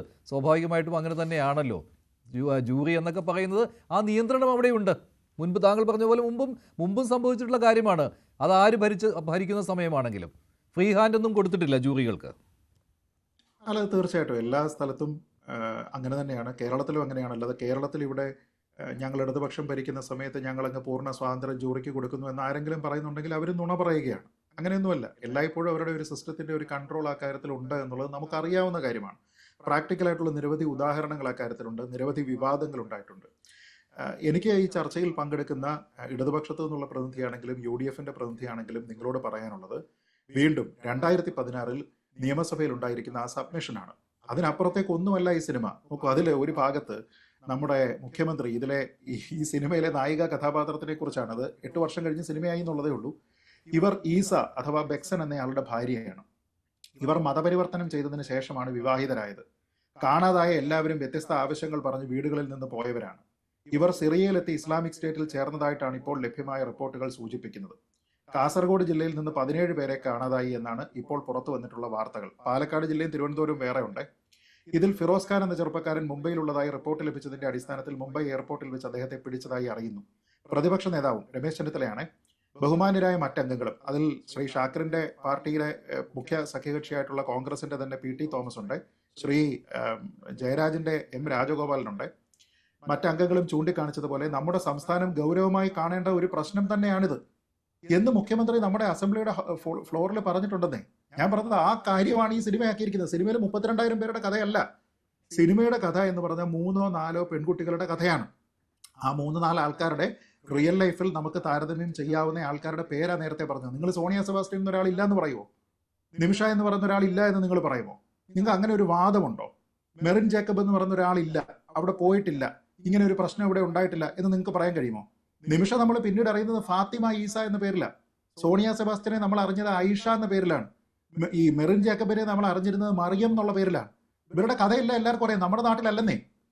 BBC ഉൾപ്പെടെയുള്ള വിദേശ മാധ്യമങ്ങൾ പോലും ഇവരെ അവിടെ പോയി ഇന്റർവ്യൂ നടത്തിയിട്ട് ഇവർ ഏത് സാഹചര്യത്തിലാണ് അവിടെ പോയത് തുടങ്ങിയ കാര്യങ്ങളെക്കുറിച്ച് പറഞ്ഞിരിക്കുന്ന ഇന്റർവ്യൂ പബ്ലിക്കലി അവൈലബിൾ ആണ്. BBC നിയന്ത്രിക്കുന്നത് BJP RSS ഒന്നും അല്ലെന്നേ. നമ്മൾ കണ്ണടച്ചിരുട്ടാക്കാനായിട്ട് നോക്കേണ്ട എന്നാണ് എനിക്ക് പറയാനുള്ളത്. പിന്നെ ഇവിടെ ശ്രീ ജയരാജ് പറഞ്ഞിരിക്കുന്ന ഒരു കാര്യം എത്രത്തോളം അവാസ്തവമായിട്ടുള്ള കാര്യമാണ്. അദ്ദേഹം പറഞ്ഞെന്താ, എമ്പുരാൻ എന്ന് പറഞ്ഞ സിനിമയിൽ അവരോട് സെൻസർ ബോർഡ് നിഷ്കർഷിക്കുന്ന അനുസരിച്ച് അവരെ എഡിറ്റ് ചെയ്തു എന്ന്. അങ്ങനെ ആയിരുന്നോ സംഭവിച്ചത്? മഞ്ജുഷിന് അറിയാമല്ലോ. എന്തായിരുന്നു ആ രണ്ടാമത് റിവൈസ്ഡ് സെൻസർഷിപ്പിന് കൊണ്ടത്? വോളണ്ടറി സെൻസർഷിപ്പാണ്. സെൻസർ ബോർഡ് അതിന് ക്ലിയർ ചെയ്ത് കൊടുത്തു വിട്ടിരുന്ന സാധനമാണ് തിയേറ്ററിൽ പ്രദർശനം തുടങ്ങിയത്. അതിനുശേഷം ഈ ഓപ്ഷൻ ഉണ്ട്, വോളണ്ടറി സെൻസർഷിപ്പ് എന്ന് പറഞ്ഞൊരു ഓപ്ഷൻ ഉണ്ട്. അതായത് നിർമ്മാതാക്കൾക്ക് സ്വയം സെൻസർഷിപ്പിന് കൊടുക്കാം. അവർ സ്വമേധയാ അങ്ങോട്ട് കൊടുത്തിരിക്കുന്ന അതിന്റെ റിപ്പോർട്ട് പുറത്തു വന്നതാണല്ലോ. അതിന്റെ കോപ്പി എന്റെയിലും മഞ്ജുഷിന്റെ ഉണ്ടല്ലോ. പ്രതിഷേധമുണ്ടായതുകൊണ്ട് അവർ വോളണ്ടറി സെൻസർഷിപ്പിന് തയ്യാറായി. അതായത് പരിവാർ സംഘടനകളുടെ എതിർപ്പുണ്ടായതോടുകൂടി അവർ അങ്ങനെ ഒരു വോളണ്ടറി സെൻസർഷിപ്പിന് സ്വയം സെൻസർ ചെയ്യാം എന്നുള്ള രീതിയിലേക്ക് വന്നു. എക്സാക്ട്ലി. ഒരിക്കലും സെൻസർ ബോർഡ് വിളിച്ചു പറഞ്ഞിട്ട് റീസെൻസർ ചെയ്യണമെന്ന് പറഞ്ഞതല്ല. സ്വമേധയാ ഞാൻ എടുത്തിരിക്കുന്ന സിനിമയിൽ കട്ട് ചെയ്യാൻ എനിക്ക് അധികാരമുണ്ടെങ്കിൽ. മറ്റേ പത്മാവതി സിനിമയ്ക്കും കർണിസേനയൊക്കെ പ്രശ്നം ഉണ്ടാക്കിയപ്പോഴും ഇത് തന്നെ ചെയ്തത്. ഞാൻ പറഞ്ഞത് താങ്കൾ പറഞ്ഞ എന്താണ്? താങ്കൾ പറഞ്ഞ അതാണോ? അതായിരുന്നു താങ്കൾ ഈ ചർച്ചയിൽ പറഞ്ഞത്. ഏതെങ്കിലും ഒരു സംഘടന ജയരാജ് അതാണോ താങ്കൾ പറഞ്ഞത്? സെൻസർ എടുക്കുമല്ലോ. മഞ്ജുഷ, അതായിരുന്നു അദ്ദേഹത്തിന്റെ വാദം. സെൻസർഷിപ്പ് ആണെങ്കിലും അദ്ദേഹത്തിന്റെ വാദം സെൻസർഷിപ്പ് ആണെങ്കിലും ഫലം ഒന്ന് തന്നെയാണല്ലോ. ഫലം ഒന്ന് തന്നെയാണല്ലോ. ഇപ്പൊ സിനിമയില് ഞാൻ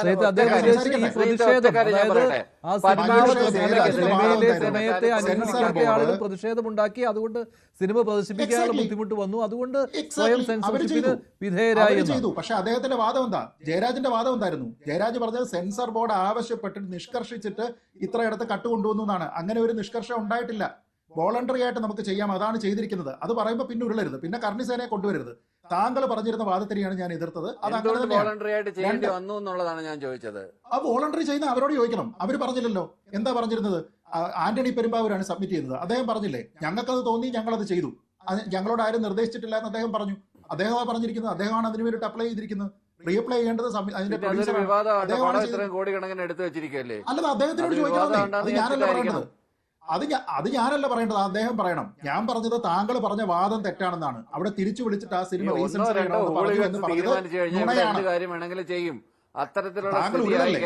താങ്കൾ ഉരുളരുത്. താങ്കൾ പറഞ്ഞത് എന്താ?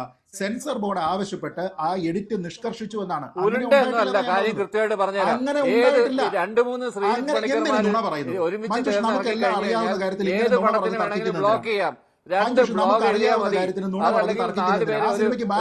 സംഘടന ഉണ്ടാക്കിയാൽ മതി. പേരിലായാലും ശരി, ഹനുമാൻ സേന എന്ന് പറഞ്ഞുള്ള നിങ്ങൾ സംസാരിക്കുന്ന സമയത്ത് ഞാനും പുറത്ത് സെൻസർഷിപ്പ് ഉണ്ടാക്കുന്നതിന് ഇപ്പോ ആ വേർഡ്സ് തൂങ്ങല്ലേ ശ്രീജിത്തെ, വേർഡ് തൂങ്ങല്ലേ. വോളണ്ടറി സെൻസർഷിപ്പാണെങ്കിലും ഇത്തരത്തിലുള്ള ഹോളിഗൻസിനെ കാരണമാണ് അത് ചെയ്യേണ്ടി വരുന്നത്. ഇത്തരത്തിലുള്ള ഹോളിഗൻസിനെ കാരണമാണ് അത് ചെയ്യേണ്ടി വരുന്നത്. അതാണ് ഞാൻ കൃത്യമായിട്ട് പറഞ്ഞത്. മനസ്സിലായില്ലേ? ഇത്തരത്തിലുള്ള മനസ്സിലായില്ല. നിങ്ങൾ ഉരുളുകയാണ്. നിങ്ങൾ ഇപ്പൊ ചെയ്യുന്നതിനാണ് ഉരുളുക എന്ന് പറഞ്ഞത്. നിങ്ങൾ പറഞ്ഞത് ഫാക്ച്വലി തെറ്റായിട്ടുള്ള ഒരു കാര്യം. നിങ്ങൾ പറഞ്ഞത് ഫാക്ച്വലി തെറ്റായിട്ടുള്ള ഒരു കാര്യം. സെൻസർ ബോർഡ് അവരോട് വീണ്ടും എഡിറ്റ് ചെയ്യാൻ നിഷ്കർഷിച്ചു എന്നാണ് താങ്കൾ ഈ ചർച്ചയിൽ പറഞ്ഞത്. അത് തെറ്റാണെന്ന് മാത്രമേ ഞാൻ പറഞ്ഞുള്ളൂ. അത് തെറ്റാണ്, തെറ്റാണ്, തെറ്റാണ്. താങ്കൾ ആ പറഞ്ഞിരിക്കുന്നത് പോലെ അല്ല സംഭവം ഉണ്ടായിരിക്കുന്നത്. വോളണ്ടറി സെൻസർഷിപ്പും പറയട്ടെ. താങ്കൾ പറഞ്ഞത് തെറ്റാണ്. താങ്കൾ പറഞ്ഞത് തെറ്റാണെന്ന് സമ്മതിക്കുന്നേ. തെറ്റാണെന്ന് സമ്മതിക്കും. അല്ലെങ്കിൽ ചർച്ചയിൽ ഞാൻ ബാക്കി എന്റെ ഭാഗം പറയട്ടെ. ഞാനെന്തിനു തിരുത്തുന്നേ? ഞാനെന്തിനു തിരുത്തുന്നേ? മഞ്ജുഷ്, ഞാനിതിൽ എന്തിനാ തിരുത്തുന്നേ? ശരി, ശ്രീജിത്ത് പറഞ്ഞോളൂ. ശരി, അല്ല, ജയരാജ് ക്ലാരിഫൈ ചെയ്തു അത് എന്തുകൊണ്ടാണ് അങ്ങനെ സെൻസർഷിപ്പ് സ്വയം വേണ്ടി വന്നത് എന്നാണ് അദ്ദേഹം ഉദ്ദേശിച്ചതെന്ന്. ശരി ശ്രീജിത്ത്. അല്ല, അത് അതിന്റെ പ്രൊഡ്യൂസർ പറഞ്ഞിട്ടില്ലാത്ത വാദമാണ് അദ്ദേഹം പറഞ്ഞത്. പ്രൊഡ്യൂസർ പറയട്ടെ. പ്രൊഡ്യൂസറിന്റെ വായ ആരും മൂടിക്കിട്ടിട്ടില്ലല്ലോ. പ്രൊഡ്യൂസർ വേണമെങ്കിൽ പറയട്ടെ. രണ്ട്, ഇവിടെ അദ്ദേഹം പറഞ്ഞിരിക്കുന്നു ഈ പറയുന്ന ഉണ്ടാക്കിയിരിക്കുന്ന വാദങ്ങൾ, ഏത് ലവ് ജിഹാദ് മറ്റു കാര്യങ്ങൾ. ഞാൻ ചോദിക്കട്ടെ, ലവ് ജിഹാദ് എന്ന് പറയുന്ന ഒരു സംഭവം ഉണ്ട് എന്നും ഈ വിദ്യാഭ്യാസ സ്ഥാപനങ്ങളും മറ്റും കേന്ദ്രീകരിച്ച് പെൺകുട്ടികളെ മതം മാറ്റുന്ന രീതിയിലത്തേക്ക് പലരും പ്രവർത്തിക്കുന്നുണ്ട് എന്ന് പറഞ്ഞിരുന്ന, പരസ്യമായി പറഞ്ഞ കേരളത്തിലെ നേതാവ് ആരാണെന്ന് ശ്രീ മഞ്ജുഷ് ഓർക്കുന്നില്ലേ? അദ്ദേഹത്തിന്റെ പേര് ജോർജ് എം തോമസ് എന്നാണ്. ആരായിരുന്നു അദ്ദേഹം? CPM-ന്റെ MLA ആയിരുന്നു അല്ലെ? മഞ്ജുഷിന് ഓർമ്മ ഉണ്ടാവുമല്ലോ അത്. അദ്ദേഹത്തിന്റെ ജില്ലയിലെ ജില്ലാ സെക്രട്ടേറിയറ്റ് അംഗമായിരുന്നു.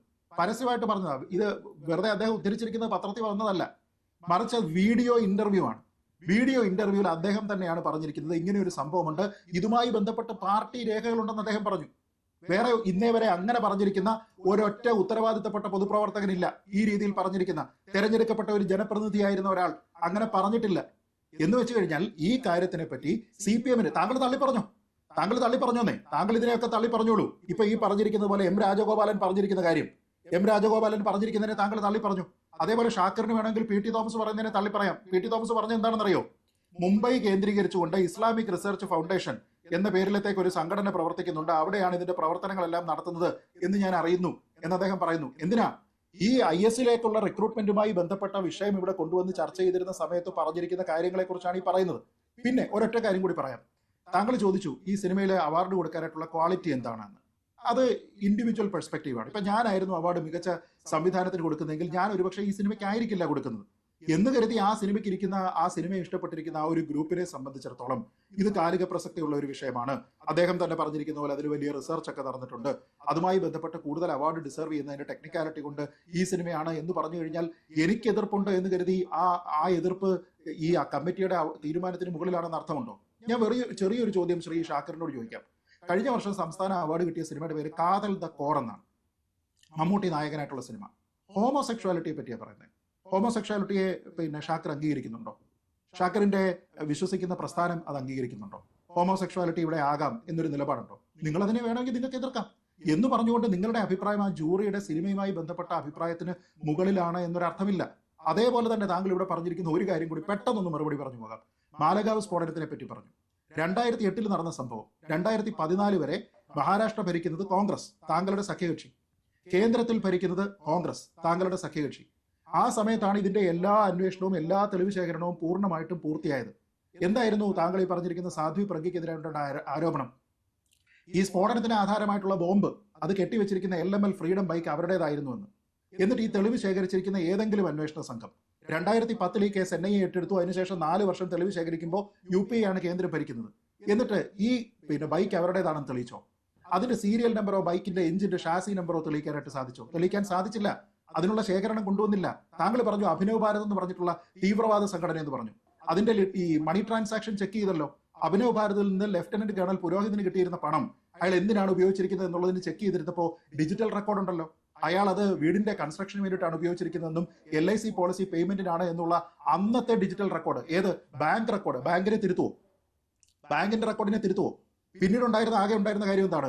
ഈ RDX കാശ്മീരിൽ നിന്ന് സോഴ്സ് ചെയ്തുകൊണ്ട് വന്നിരിക്കുന്നത് ഈ ലഫ്റ്റനന്റ് കേണൽ പുരോഹിതാണ് എന്നും അദ്ദേഹമാണ് ബോംബ് ഉണ്ടാക്കിയെന്നും തെളിയിക്കാൻ കഴിഞ്ഞില്ല.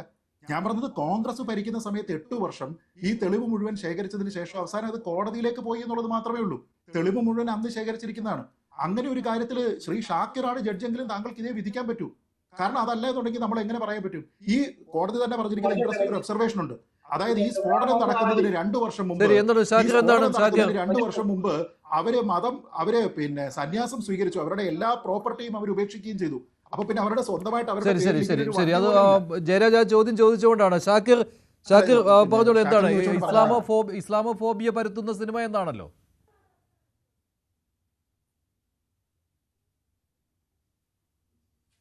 അതെ ഞാൻ കുറച്ചേറെ ഇരിക്കുന്നത്. ഒന്ന് മനുഷ്യേ കേൾക്കുന്നുണ്ടല്ലോ? കേൾക്കാം, പറഞ്ഞോളൂ. ഹലോ, പറഞ്ഞോളൂ. അതായത് ഇപ്പൊ നമ്മൾ ചർച്ച ചെയ്യുന്നത് കേരള സ്റ്റോറിയുടെ ഇപ്പൊ കിട്ടിയിട്ടുള്ള അവാർഡുമായി ബന്ധപ്പെട്ട വിവാദമാണ്. എനിക്ക് ചോദിക്കാനുള്ളത്, ഇപ്പൊ ഈ നേരത്തെ സംസാരിച്ച ശ്രീജിത്ത് പണിക്കർ ആവട്ടെ, ഈ കെന്നഡി ആവട്ടെ, കെന്നഡിയും PC ജോർജിയും നമുക്കറിയാം അവർ കേരളത്തിൽ എന്താ പറയാ വർഗീയ വിഷം പ്രചരിപ്പിക്കുന്ന ഒരു തരം മാലിന്യങ്ങളാണ്. നമ്മൾ കണക്കിലെടുക്കില്ല. ശ്രീജിത്ത് പണിക്കരെ പോലെയുള്ള ആളുകൾ ഈ രീതിയിൽ, ഞാൻ അവസാനം പറഞ്ഞ മലൈക്കാവ് സ്ഫോടനത്തെ കുറിച്ച് പോലും തെറ്റിദ്ധരിപ്പിക്കുന്നു. കോടതിയുടെ റിപ്പോർട്ടാണ്, വിധിയാണ് പറഞ്ഞത്. ഞാൻ പറയാം, നിങ്ങൾ തെറ്റിദ്ധരിപ്പിക്കല്ലേ. അതായത് കലയെയും സംസ്കാരത്തെയും പ്രോത്സാഹിപ്പിക്കുക, പരിപോഷിപ്പിക്കുക എന്ന ലക്ഷ്യത്തിലാണ് 1954 ഈ സിനിമക്ക് ദേശീയ അടിസ്ഥാനത്തിൽ ഇങ്ങനെ ഒരു അവാർഡ് കൊടുക്കാൻ തീരുമാനിക്കുന്നത്. 1973 ഇത് കേന്ദ്ര സർക്കാരിന്റെ ഒരു പ്രത്യേക ബോഡി കീഴിൽ വരികയാണ്. അതായത് ഇന്ത്യയിലെ ഏറ്റവും ഉന്നതമായ പരമോന്നതമായ സിനിമ അവാർഡാണ് ഇത്. അത് ഈ കോൺഗ്രസ് ഭരിക്കുന്ന കാലത്തിന് ശേഷമോ ഈ കലയെയും അല്ലെങ്കിൽ സംസ്കാരത്തെയും പ്രോത്സാഹിപ്പിക്കുന്നത് മറ്റാളുകൾക്ക് പരിചയപ്പെടുത്തുക, അഭിമാനത്തോടെ കാണിക്കുക എന്നുള്ളതാണ് സിനിമ. അതിന്റെ മികവിന് ഇതിന് അംഗീകാരം കൊടുക്കാനാണ് അവാർഡ്. ഇവിടെ ഈ കേരള സ്റ്റോറിയിൽ അങ്ങനെ വല്ലതുമുണ്ടോ? എന്താണ് അത്? വിദ്വേഷ പ്രചരണം അല്ലാണ്ട് കള്ളക്കഥയല്ലാത്ത എന്തുകൊണ്ടോ? അത് നിങ്ങൾ അടിസ്ഥാനമായി CPM MLA-യോ അല്ലെങ്കിൽ VS അച്യുതാനന്ദനെയോ അടിസ്ഥാനമാക്കി പറയുന്നത് ഞങ്ങൾ യോജിക്കുന്നില്ല. വിദ്വേഷ പ്രചരണമാണോ ഇത്?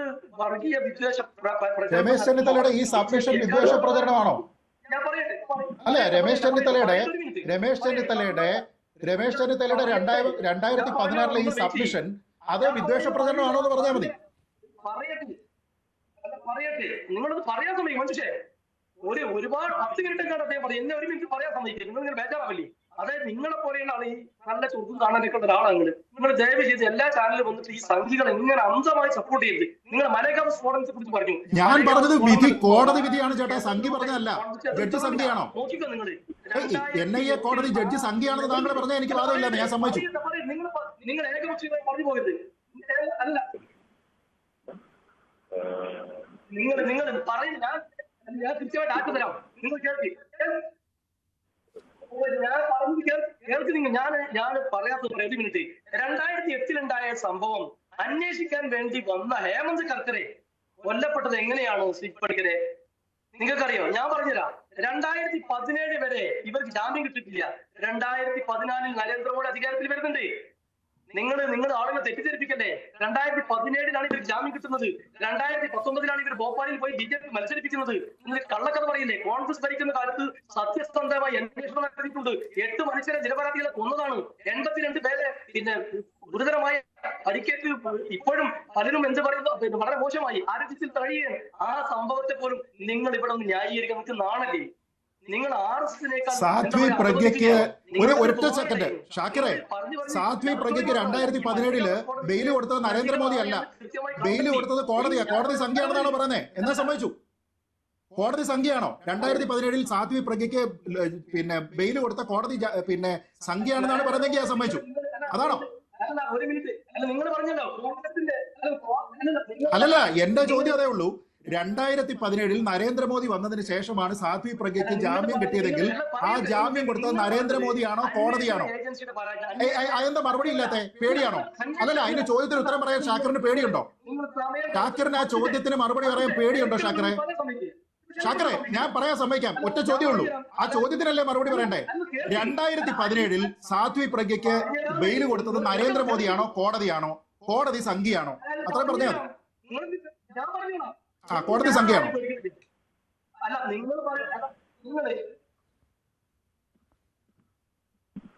കോടതി സംഖ്യയാണോ? കോടതി സംഖ്യയാണെങ്കിൽ പറയൂ, പേടിയില്ലെങ്കിൽ പറയൂ. മറുപടി പറഞ്ഞില്ല. നിങ്ങൾ പറഞ്ഞത് 2008 സംഭവം കോൺഗ്രസ് ഭരിക്കുന്ന കാലത്താണ് കേന്ദ്രത്തിൽ പാരാട്ടിലും. ഞാൻ പറയുന്നു, അന്ന് കോൺഗ്രസിന്റെ ഗവൺമെന്റുകൾ സത്യസന്ധമായി പോലീസിനെ കൊണ്ട് അന്വേഷണ ഏജൻസി കൊണ്ട് അന്വേഷണം നടത്തി ഈ പ്രതികളെ ജയിലിലടച്ചു. കൃത്യമായ ഡാറ്റ സഹിതം ഈ 2017 ജാമ്യം കിട്ടുന്ന സമയത്തും 2000 ഇപ്പൊ വിധി വരുന്ന സമയത്തും അതുപോലെ ഇവരെ എന്താ പറയാ, വളരെ പ്രാദേശികമായിട്ടുള്ള ഒരു തീവ്രവാദ ഹൈന്ദവ സംഘടനയായിട്ടുള്ള ഈ സംഘടനയുടെ നേതാവിനെ മധ്യപ്രദേശിൽ കൊണ്ടുപോയി മത്സരിപ്പിച്ച് ജയിപ്പിക്കുന്നത് BJP ആണ്. ഞാൻ പറയുന്നത് അതാണ്. ശരി, നമ്മുടെ വിഷയം വിടുകയാണ്. ശ്രീ കെന്നഡി കരിമങ്കാല, താങ്കൾ ഈ വർഗീയ വിഷം ഇവിടെ വമിപ്പിക്കുന്നു എന്നാണ് ഷാക്കിറിന്റെ ആരോപണം. അതിനുള്ള മറുപടി കെന്നഡി. മറുപടി കെന്നഡി. കോടതി സംഖ്യയാണെന്ന് പറയാനായിട്ട് ധൈര്യം ഉണ്ടെങ്കിൽ പറയും, പേടിയാണെങ്കിൽ പറയണം. ഷാക്കിറെ, ഈ നാട്ടിൽ ഇത്തരം യാഥാർത്ഥ്യങ്ങൾ നടക്കുന്നെന്നിരിക്കെ ഈ പച്ചയായ കാര്യങ്ങൾ ഞാൻ വിളിച്ചു പറഞ്ഞു എന്ന് മാത്രം. ഇതിനെ ഒന്നും ഡിഫെൻഡ് ചെയ്യാനായിട്ട് ഷാക്കിറിനെ കൊണ്ട് കഴിയില്ല. ഷാക്കിറിനെന്നല്ല, നിങ്ങളുടെ എല്ലാമായ കുഞ്ഞാലിക്കുട്ടി സാഹിബ് വന്നാൽ പോലും ഇതിനൊന്നും മറുപടി പറയാൻ കഴിയില്ല, ഇതിനൊന്നും ഡിഫെൻഡ് ചെയ്യാൻ കഴിയില്ല. കാരണം ഇതൊക്കെ പച്ചയായ യാഥാർത്ഥ്യങ്ങളല്ലേ. ഞാൻ ഷാക്കിറിനോടൊന്നും ചോദിക്കട്ടെ, എല്ലാത്തിനും പറയും സംഖ്യയാണ് BJP ആണെന്ന് പറഞ്ഞുകൊണ്ട് മറുപടി ആവില്ല. ഞാൻ പറഞ്ഞുതരാം. അതായത് ഇംഗ്ലീഷിൽ നെറ്റ്ഫ്ലിക്സിൽ ഒരു വെബ് സീരീസ് വന്നിരുന്നു, ഞാൻ നേരത്തെ പറഞ്ഞിട്ടുള്ളതാണ്. കാലിഫേറ്റ് എന്ന പേരിൽ ഒരു വെബ് സീരീസ് വന്നിരുന്നു, ഒരു 4 എപ്പിസോഡായിട്ട് നെറ്റ്ഫ്ലിക്സിൽ കാണിച്ചതാണ്. അതിന്റെ കണ്ടന്റ് എന്ന് പറയുന്നത് ലണ്ടനിലെ 2 പെൺകുട്ടികളെ ഇതുപോലെ ഈ ലവ് ജിഹാദ് പോലെ കൊണ്ടുപോയി അവരുടെ മതം മാറ്റി അവരെ ഈ തീവ്രവാദ സംഘടനയിൽ ചേർക്കുന്നതാണ്. അതിന്റെ പിന്നിലും സംഖ്യയാണെന്നാണോ ഷാക്കിർ പറയുന്നത്? ഇംഗ്ലീഷ് സീരീസാ, ലണ്ടനിലെ 2 പെൺകുട്ടികളുടെ കാര്യമാണ്. ഷാക്കിർ എന്ത് പറയും? ഷാക്കിർ അതിനും സംഖ്യ പാട്ട് പാടിയാൽ മതിയോ? ഡിഫെൻഡ് ചെയ്യാൻ ബുദ്ധിമുട്ടാണ് ഷാക്കിർ. എഴുന്നേറ്റ് എന്ന് കൈപൊക്കി എന്ന് സമ്മതിക്കും. ഇതൊക്കെ യാഥാർത്ഥ്യമാണ്. എന്നാലും നമ്മുടെ രാഷ്ട്രീയമാണെന്ന് പറഞ്ഞു, ഞാനും പഠിക്കലും പറയുന്നത് യാഥാർത്ഥ്യങ്ങളാണ്. സാമൂഹ്യ യാഥാർത്ഥ്യങ്ങളെ തുറന്നു കാണുമ്പോൾ താങ്കൾ ഈ ചർച്ചയിൽ എവിടെയാണ് ഷാക്കിർ ഡാറ്റ ഉപയോഗിച്ചത്? ഡാറ്റ ഉപയോഗിക്കുമ്പോൾ കള്ളം പറയുകയല്ലേ, ആ ഡാറ്റയെ തള്ളി പറയുകയല്ലേ താങ്കൾ ചെയ്തത്?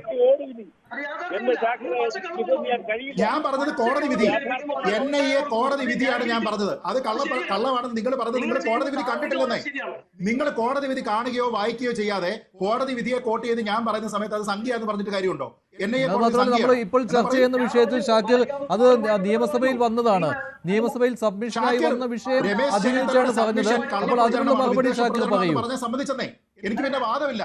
രമേശ് ചെന്നിത്തല 19 പേർ കേരളത്തിൽ നിന്ന് പോയി IS-ൽ ചേരാൻ എന്ന് പറഞ്ഞിരിക്കുന്നത് താങ്കൾ വിദ്വേഷ പ്രചരണമാണെന്ന് പറഞ്ഞ പിന്നെ ഞാൻ സമ്മതിച്ചു, എനിക്ക് മറുപടിയില്ല. ശരി, ഞാൻ കേരളത്തിൽ നിന്ന് 19 പേർ ഞാൻ അവസാനിപ്പിക്കുകയാണ്. ചർച്ച കഴിഞ്ഞു, അതുകൊണ്ടാണ് ഞാൻ സമയം കഴിഞ്ഞു, അതുകൊണ്ടാണ്. നന്ദി ചർച്ചയിൽ പങ്കെടുത്ത എല്ലാവർക്കും. ഇന്നത്തെ ചോദ്യം ഇതായിരുന്നു: കേരള സ്റ്റോറിക്ക് ദേശീയ പുരസ്കാരം യോജിക്കുന്നുണ്ടോ? യോജിക്കുന്നവർ 57%, യോജിക്കാത്തവർ 40%. വേണ്ടിവരെ അവസാനിക്കുന്നു. നന്ദി.